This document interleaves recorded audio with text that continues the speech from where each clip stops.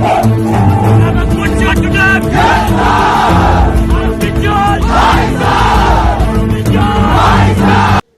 हिंद दोस्तों, आप सभी का स्वागत है आपके अपने YouTube चैनल डिफेंस चैंपियन में। तो दोस्तों आज के वीडियो में आपको इन्फॉर्मेशन मिलने वाली है अच्छे से।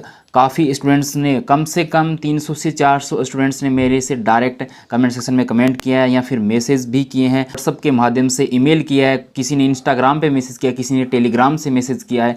तो गाइज जो आपने फॉर्म फिलअप किया है इंडियन एयरफोर्स जो अग्निवीर वायु भर्ती है 01/2022 जो आपका बैच है उसके बारे में इंफॉर्मेशन आपको मिलने वाली है। यानी आपने फॉर्म फिलअप कर दिया या फिर आपने दोबारा से फॉर्म फिलअप कर दिया, रिजेक्ट होगा, कोई गलती की है आपने। इससे पहले मैंने एक वीडियो बनाया था क्योंकि काफ़ी स्टूडेंट्स के कमेंट आए थे, उस पर काफ़ी सैकड़ों में कमेंट आए, तो मैंने लगभग सभी कैंडिडेट्स को रिप्लाई दिया। बट सभी कैंडिडेट्स यानी कुछ उनमें से कैंडिडेट्स रह भी जाते हैं, उनको रिप्लाई नहीं मिल पाता है, तो गाइज क्या कि वो बुरा मान जाते हैं। हमारे लिए सभी कैंडिडेट्स हैं वो इक्वल होते हैं, किसी से भेदभाव नहीं रखते हैं, सबसे पहले ये बात ध्यान में रखें। और उसके बाद में काफ़ी स्टूडेंट्स के मन में यही रहता है कि हमें डायरेक्ट तुरंत से तुरंत जवाब मिल जाए। तो गाइज हर एक इंसान का अपना काम होता है, तो वो अपना काम भी करता है, तो वो रिप्लाई तुरंत नहीं मिल पाता। उसके लिए मैंने आपको जो सोशल मीडिया के हैंडल दे रखे हैं वहाँ पर हमारी टीम काम करती है, तो वहाँ से आपको रिप्लाई मिलता है, लगभग 1 घंटे में या 2 घंटे में मिल जाता है। तो वहाँ पर आप फॉलो नहीं करते हैं या फिर आपने टेलीग्राम ज्वाइन नहीं कर रखा होगा, तो यही मेन प्रॉब्लम्स रहती हैं जो काफ़ी स्टूडेंट्स को रिप्लाई नहीं मिल पाता है। तो आप टेलीग्राम ग्रुप को ज्वाइन कर लेना, चैनल को सब्सक्राइब करके रखना ताकि आपको लेटेस्ट अपडेट है वो सही समय पर मिलती रहे। गाइज मेन जो आप अपना मुद्दा है वो है आपने फॉर्म फिलअप किया इंडियन एयरफोर्स और एक्स एंड वाई ग्रुप इस बार नहीं है, यानी science and other than science इस बार रखा गया है। तो काफ़ी स्टूडेंट्स ने साइबर कैफे वाला गलती कर देता है या फिर आपने गलती कर दी है या अपना जो फॉर्म अप्लाई कर रहे हैं। सबसे पहले मैंने बार बार आपको बता दिया है कि आपका फॉर्म मोबाइल से नहीं भरा जाएगा। तो काफ़ी स्टूडेंट्स के यही कमेंट आ रहे हैं मोबाइल से फॉर्म फिलअप करते वक्त ऑप्शन सेलेक्ट नहीं हो रहा है। मैंने फिर से बता दिया पीसी से करें या फिर आप अपने लैपटॉप से कर सकते हैं यदि आपके पास है। यदि ये नहीं है तो साइबर कैफे पे जाइए, वहाँ पर आपको पेमेंट है और सर्विस का चार्ज लेगा, इसके अलावा कुछ भी आपसे नहीं लेने वाला। डॉक्यूमेंट्स में सही से इन्फॉर्मेशन देकर आप अपलोड करवा लीजिए, क्योंकि आपका जो फॉर्म फिलअप किया जाता है वो आपको प्रीव्यू करना जरूरी होता है, उसके जिम्मेदार आप होते हैं ना कि इंडियन एयरफोर्स। तो गाइज अब आपके मन में काफ़ी सवाल ये है कि फॉर्म रिजेक्ट हो जाएगा, नहीं होगा, दोनों 2 बार फॉर्म फिलअप कर दिया है, उसका क्या एडमिट कार्ड आएगा या दोनों फॉर्म रिजेक्ट हो जाएंगे। तो यही आपका एक बार मैं डाउट क्लियर कर देता हूँ। जो मेन पॉइंट है ना उन्हीं पर मैं बात करने वाला हूँ, तो वीडियो को बिना स्किप किए हुए देख लेना कि मेरा यही टारगेट रहता है कि कम समय के अंदर सभी स्टूडेंट्स को जो सवाल हैं वो सारे के सारे जितने भी सवाल है कैंडिडेट्स के वो सारे के सारे क्लियर हो जाएं, किसी भी कैंडिडेट्स का क्वेश्चन बाकी ना रहे। और मैं एक कंप्लीट वीडियो आपके लिए फिर से बना रहा हूं ताकि आपने कोई गलती की है तो आपका सोल्यूशन यहाँ से इस वीडियो के माध्यम से मिल जाएगा, क्योंकि हर एक कैंडिडेट्स को रिप्लाई करना मुश्किल काम है। सबसे पहले मेरे पास देख पा रहे हैं इंडियन एयरफोर्स अग्निवीर वायु जो आपका फॉर्म है 01/2022 यानी अग्निपथ स्कीम के तहत जो आपकी एंट्री हुई है इंडियन एयरफोर्स में, उसका आप जो फॉर्म देख पा रहे हैं यानी प्रिंट देख पा रहे हैं ऑनलाइन फॉर्म फिलअप किए हुए का, ठीक है। तो वो आपको देखना क्या है इसके अंदर। सबसे पहले आपको बताना चाहूँगा कि जब आप फॉर्म फिलअप कर रहे हैं तो सही से फॉर्म फिलअप करें, क्योंकि मैं बार बार आपको फिर से बता रहा हूँ गलती आपको नहीं करनी है। यदि गलती हो जाती है तो उसको किस तरीके से सुधारा जा सकता है, ये भी आपके मन में काफ़ी सवाल हैं। तो काफ़ी स्टूडेंट्स के पहले सबसे पहला सवाल होता है कि मैंने फॉर्म फिलअप कर दिया, क्या एडिट करने का कोई ऑप्शन मिलेगा। तो गाइज एडिट करने का कोई ऑप्शन नहीं होता है, इंडियन एयरफोर्स में आज तक नहीं मिला है और अभी आगे मिल जाए तो मैं इसके बारे में कुछ कह नहीं सकता। और यहाँ पर एक और बात ये निकल के आती है कि मैंने पेमेंट नहीं किया है तो मैं क्या एडिट कर सकता हूँ। तो यदि आप पेमेंट नहीं करेंगे तब तक आपका रजिस्ट्रेशन नंबर इस बार नया अपडेट है, रजिस्ट्रेशन नंबर जनरेट नहीं होता है तो आपका कोई प्रॉब्लम नहीं होगा, क्योंकि ये साइट पे ही आपका डाटा है वो स्टोर रहेगा। इंडियन एयरफोर्स के पास इस चीज़ का कोई भी सबूत नहीं होगा कि आपने जो है ऑनलाइन फॉर्म फिलअप किया है। तो जिस भी कैंडिडेट्स ने पेमेंट नहीं किया है और गलती हो गई है तो वो दोबारा से रजिस्ट्रेशन कर सकता है। उसका 101% मैं गारंटी देता हूँ कि एडमिट कार्ड आ जाएगा, कोई प्रॉब्लम उस कैंडिडेट्स को नहीं होगी, क्योंकि आपका पेमेंट करने के बाद में ही रजिस्ट्रेशन नंबर जनरेट होता है, उससे पहले जनरेट नहीं होता है। इस बात का ध्यान में रखना है। और यहाँ पर आपका पेमेंट सक्सेस हो जाएगा तो यहाँ पर ऑनलाइन पेमेंट सक्सेसफुल यहाँ पर आपको शो करेगा। तो ये बातें आपको ध्यान में रखनी है सबसे पहले। और ये प्रिंट आप देख पा रहे हैं ओरिजिनल प्रिंट है, क्योंकि पर्सनल जो इन्फॉर्मेशन है वो मैंने कैंडिडेट्स की हाइड कर दी है, ये अपनी एक गोपनीयता होती है। उसके बाद में कैंडिडेट्स का नेम है वो सही होना चाहिए, स्पेस है तो स्पेस डालो, नहीं है तो कोई दिक्कत की बात नहीं है। जैसा नाम है 10th की मार्कशीट में वैसा का वैसा डालो। और सभी डॉक्यूमेंट्स में मैंने बता रखा है बार बार में आपको कि सेम होना चाहिए सब कुछ। कैंडिडेट्स का जो मदर नेम है, कैंडिडेट्स का जो आपका फादर नेम है, या फिर कैंडिडेट्स की डेट ऑफ बर्थ बोले, या फिर आपका एड्रेस है या लेटेस्ट जो अपडेट है आधार में कंप्लीट होना चाहिए, तभी आपको कोई प्रॉब्लम कहीं पर भी होगा ही नहीं। ओके, यहाँ पर ये बातें अच्छे से समझ में आपको आ गई। पेरेंट्स नेम यहाँ पर आप देख सकते हैं, जो स्पेस है तो स्पेस डालेंगे। उसके बाद में नेशनलिटी है इंडियन, नेपाल वाले नेपाल करेंगे, मोस्टली 99% तो इंडियन होते हैं इसके अंदर। और जेंडर यहाँ पर मेल आपको दे रखा है। तो यहाँ पर कुछ कैंडिडेट्स कह रहे हैं कि हम जो मेरिट दिखा दिए, तो मेरिट कैंडिडेट्स फॉर्म भर ही नहीं सकता, ये बातें तो आपको पहले से ही पता है, फिर आप ये सवाल कैसे कर रहे हैं? तो ये बातें आपको अच्छे से समझ में आ जानी चाहिए। ओके, अनमेरिड कैंडिडेट्स है ना, वो ही इसमें अप्लाई कर सकते हैं, उसके अलावा नहीं कर सकते। डेट ऑफ बर्थ आपको पता है, आपने गलत भर दिए है तो इसका खामियाजा आपको भुगतना पड़ सकता है। बट आप एलिजिबल हैं, फिर गलती हो गई है, यानी आपका जो डाटा दिया हुआ है कि इस डेट ऑफ बर्थ के बीच में, इस डेट ऑफ बर्थ के बीच में आपकी डेट है DOB है, तो आपको कोई प्रॉब्लम नहीं होगी, ये चल जाएगा, कोई प्रॉब्लम नहीं होगा। आपको अनमेरिड यहाँ पर करना होता है, क्योंकि मेरिड कैंडिडेट्स यहाँ पर अप्लाई नहीं कर सकता। उसके बाद में क्वालिफिकेशन आपका सही है, 10+2 जो भी आपका स्ट्रीम है, लेकिन 10+2 से आप पास हैं तो कोई दिक्कत की बात नहीं है। उसके बाद में एग्रीगेट परसेंटेज आपके सही होने चाहिए। और उसके बाद में क्वालिफाई आपने कर रखा है, यस। और आपका बोर्ड है, आपने बोर्ड में यानी चूज किया है अच्छे से, कोई दिक्कत की बात नहीं है। उसके बाद में इंग्लिश में नंबर कितने हैं, मैथमेटिक्स में कितने हैं, मार्कशीट में एडिशनल मार्कशीट आपके पास है या नहीं है, मैथमेटिक्स में कितने हैं, फिजिक्स में कितने हैं। तो यहाँ तक आपका जो डाउट है वो क्लियर कर देता हूँ। यदि आपका नेम में मिस्टेक हो गया चल जाएगा, कोई दिक्कत की बात नहीं है। आपका फादर नेम में मिस्टेक हो गया थोड़ा बहुत तो भी चल जाएगा, यहाँ पर भी चल जाएगा, कोई प्रॉब्लम नहीं है। एग्रीगेट परसेंटेज है उसमें भी चल जाएगा, कोई प्रॉब्लम नहीं है। लेकिन यदि आपने ऐसा है कि आप एलिजिबल नहीं है लेकिन आपने फॉर्म भर दिया, यानी आपके इंग्लिश में नंबर 49 है या फिर आपके परसेंटेज ही टोटल 49 और आपने फॉर्म भर दिया गलती से 52 करके, तो आप पर कार्रवाई होगी, आप एलिजिबल नहीं है इंडियन एयरफोर्स के लिए। इस बात का आपको ध्यान में रखना है। या फिर आपने बोर्ड गलती से सिलेक्ट कर दिया, अगर कोई क्लिक हो गया बोर्ड में तो भी चल जाएगा, कोई दिक्कत आपको नहीं होगी। उसके बाद में इंग्लिश में नंबर है 1-2 ज़्यादा कम हो जाता है तो कोई दिक्कत की बात नहीं, लेकिन आप एलिजिबल होना चाहिए। जैसे इस कैंडिडेट्स के 52 है, यदि ये कैंडिडेट्स 49 फिलअप कर देता, इसके 52 है, तो वो कैंडिडेट्स एलिजिबल ही नहीं हो सकता, तो वहाँ पर प्रॉब्लम हो सकती है। ये बातें आपको विशेष ध्यान रखनी, क्योंकि जो गाइडलाइन है उसको फॉलो करना होगा आपको। आपके पास एडिशनल मार्कशीट है तभी यस करना है, वरना नहीं करना है। ओके, ये बातें अच्छे से समझ में आ गई होगी। मोबाइल नंबर आ जाता है, ईमेल आ जाता है, यहाँ पर आधार नंबर आ जाता है, ये चीज़ें तो आपने सही से में भी फिलअप की होगी, इसमें कोई दिक्कत नहीं होगी।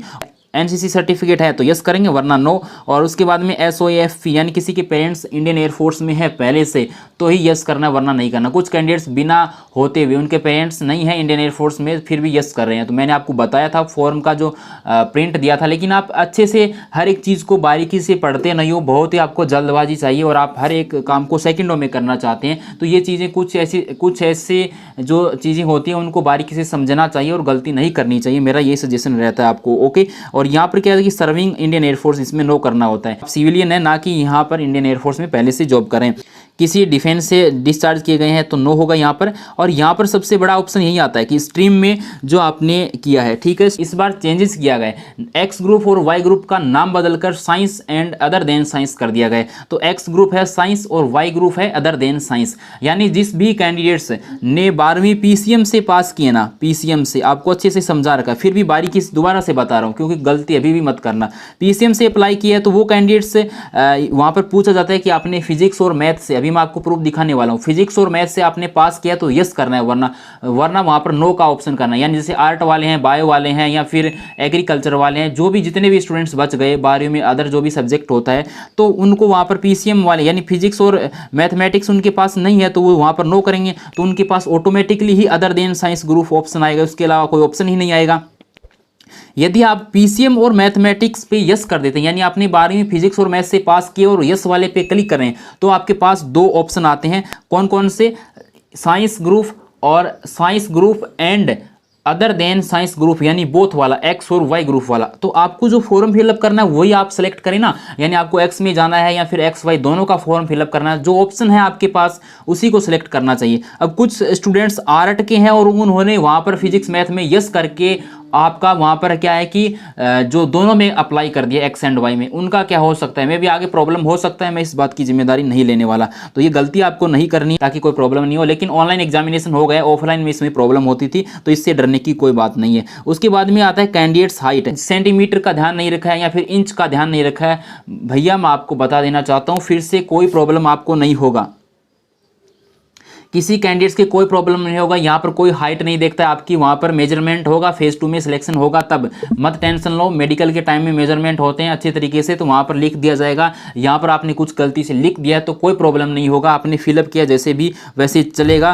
प्रॉब्लम नहीं होगा। उसके बाद में एग्जाम सिटी आते हैं, तो एग्जाम सिटी आप चेंज नहीं कर सकते। एक बार आपने फॉर्म फिलअप करके कंप्लीट रजिस्ट्रेशन कर दिया, पेमेंट कर दिया, तो उसके बाद में सिटी चेंज नहीं हो सकता, और इसके लिए आप दोबारा फॉर्म कभी फिलअप ना करें। उसके बाद में ASC, क्योंकि 7 ASC आपको इस बार दिया गया है और सभी कैंडिडेट्स को, और सभी कैंडिडेट्स को यहाँ पर हुआ है 7 ASC, आप अपने हिसाब से क्रम से ऊपर नीचे कर सकते हैं। यानी आपका जो आपके पास ऑप्शन है कि आप 1 नंबर पे कौन सी ASC को वरीयता देना चाहते हैं, सेकंड पर कौन सी को वरीयता देना चाहते हैं, इस तरीके से आप सेलेक्ट कर सकते हैं। लेकिन सातों के सातों ASC है, एयरमैन सिलेक्शन सेंटर है, उनको आपको यहाँ पर फिल करना होगा। 5 आपको एग्जाम सिटी अपना जो भी नियर बाई एग्जाम सिटी यहाँ पर आपके स्टेट में दिखाई दे रहा है, सर्च कर लेंगे उसके हिसाब से, तो वो आप यहाँ से सिलेक्ट कर सकते हैं। ये ऑप्शन तो हो गए। उसके बाद में आपका जो है परमानेंट एड्रेस वगैरह, इसके अंदर कोई दिक्कत नहीं आती है, ये आप सही से फिलअप करें। यानी कुछ कैंडिडेट्स ये कह रहे हैं कि परमानेंट एड्रेस अलग है, जो आपका कम्युनिकेशन जो एड्रेस है वो अलग है। यानी आपका गांव में रहते हैं, आपका परमानेंट एड्रेस तो वही है, लेकिन आप अभी फिलहाल करंट टाइम में शहर में रहें तो कोई दिक्कत नहीं है, उनमें चेंजेस कर सकते हैं आप, परमानेंट और कम्युनिकेशन में कोई दिक्कत नहीं है,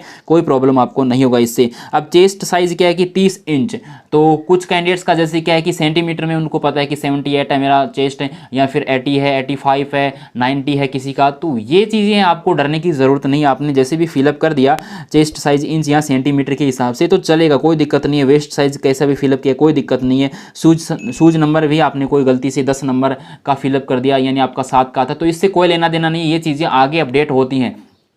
यानी आगे आपको ऑप्शन दिया जाएगा आगे से दोबारा से फेज़ 2 में और फेज़ 3 के अंदर आपका यानी जो मेडिकल स्ट्रीम होगा उसके अंदर आपको ऑप्शन दिए जाते हैं, डाटा आपसे फिलअप किया जाता है, तब आप उसमें सही से फिलअप कर देना। उसके बाद ज्वाइनिंग टाइम में भी आपको ऑप्शन दिया जाता है, तो गलती कहीं पर आपको नहीं करनी है। और उसके बाद में जो मेन बात आती है यहाँ पर, अब कुछ कैंडिडेट्स क्या कर रहे हैं कि सिग्नेचर अदर कैंडिडेट्स का सिग्नेचर अपलोड कर दिया, या फिर हिंदी में साइन करते हैं और इंग्लिश में अपलोड कर दिया।